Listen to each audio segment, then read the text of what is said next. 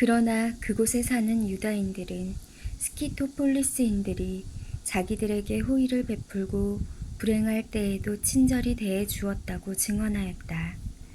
그래서 유다인들은 그들에게 감사의 뜻을 표하고 앞으로도 자기 민족에게 잘해달라고 당부하였다. 그러고 나서 주간절 축제가 가까웠을 때에 예루살렘에 이르렀다.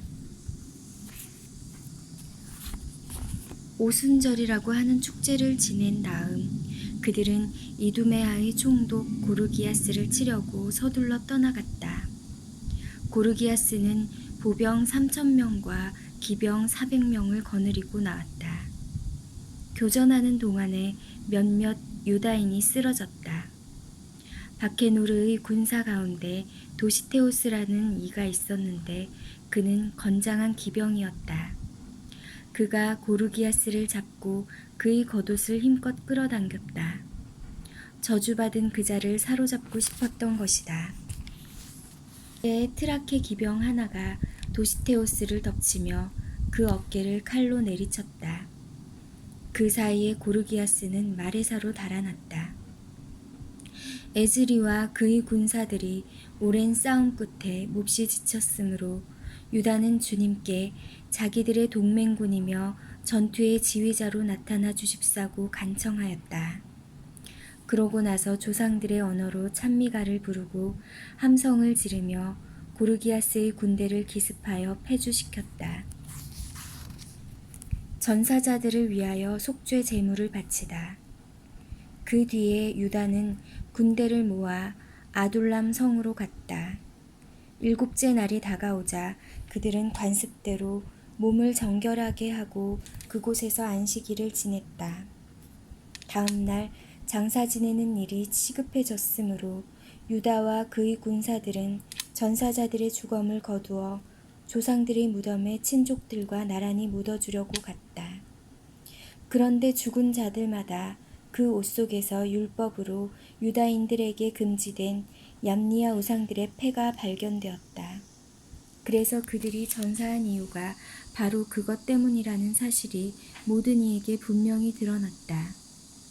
그들은 모두 숨겨진 일들을 드러내시는 의로운 심판관이신 주님의 방식을 찬양하였다. 또 그렇게 저질러진 죄를 완전히 용서해 달라고 탄원하며 간청하였다.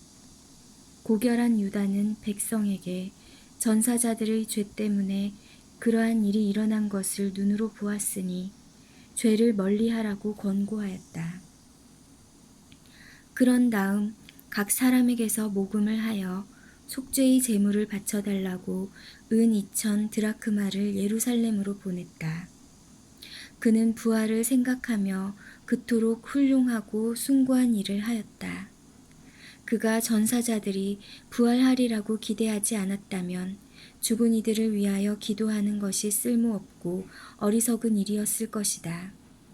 그러나 경건하게 잠든 이들에게는 훌륭한 상이 마련되어 있다고 내다보았으니 참으로 거룩하고 경건한 생각이었다.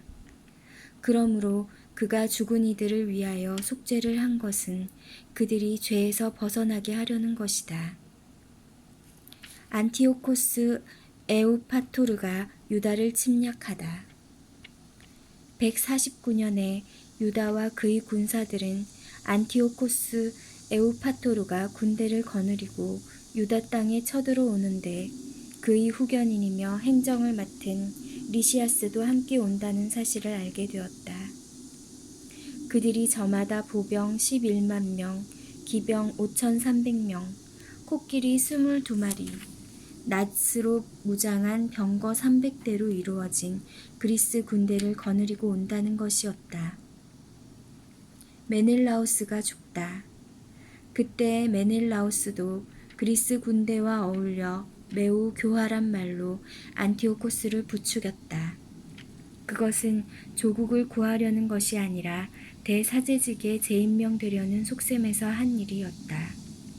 그러나 임금들의 임금이신 분께서는 안티오코스가 이 악한에게 분노를 터뜨리게 하셨다.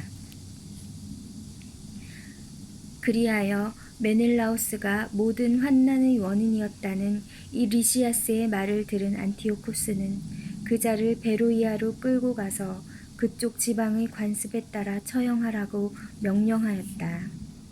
거기에는 높이가 50 페키스 되는 탑이 있었는데 그 탑은 재로 가득 차 있었다. 그 위에 둘러쳐진 난간은 어떠한 방향에서든 재 속으로 가파르게 기울어져 있었다. 성물을 훔치는 죄나 그 밖의 가증스러운 범죄 행위를 저지른 자들은 모두 그 속으로 밀어 떨어뜨려 죽였다. 변절자 메넬라우스도 땅에 묻히지 못하고 그러한 운명 속에 죽게 되었는데 그것은 매우 당연한 일이었다. 그는 거룩한 불과 재가 있는 제단에 대하여 많은 죄를 지었으므로 재 속에서 죽음을 맞이한 것이다. 유다가 안티오코스 에오파토르의 군대를 쳐부수다. 임금은 자기 아버지 때보다 더 악랄하게 유다인들을 다루겠다는 야만스러운 생각을 해오고 있었다. 이 보고를 받은 유다는 그 어느 때보다도 바로 지금 주님께서 도와주셔야 한다고 밤낮으로 주님께 탄원하라고 백성에게 명령하였다. 그들이 율법과 조국과 거룩한 성전을 곧 빼앗기게 되었던 것이다. 유다는 또 최근에야 잠시 숨을 돌리게 된 이 백성이 하느님을 모독하는 이교도들의 손에 넘어가지 않게 해주시도록 탄원하라고 하였다. 사람들은 다 함께 그렇게 하였다. 그들은 사흘 동안 눈물을 흘리고 단식하며 땅에 엎드려 자비하신 주님께 끊임없이 간청하였다. 유다는 그들을 격려하며 준비를 하라고 지시하였다. 원로들과 따로 의논한 뒤에 유다는 임금의 군대가 유다 땅에 쳐들어와서 도성을 점령하기 전에 자기들이 먼저 나가서 하느님의 도우심으로 결판을 내기로 결심하였다. 그리고 그 결과를 온 세상의 창조주께 맡기고 군사들에게 법과 성전과 도성과 조국과 생활 양식을 위하여 죽기까지 고결하게 싸우라고 격려한 다음 모데인 근처에 진을 쳤다.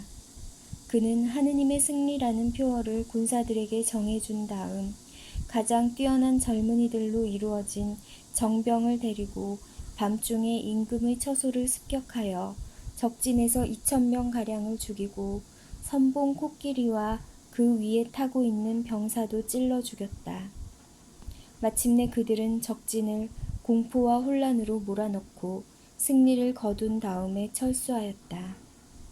유다가 그 일을 끝낸 것은 날이 밝아올 무렵이었다.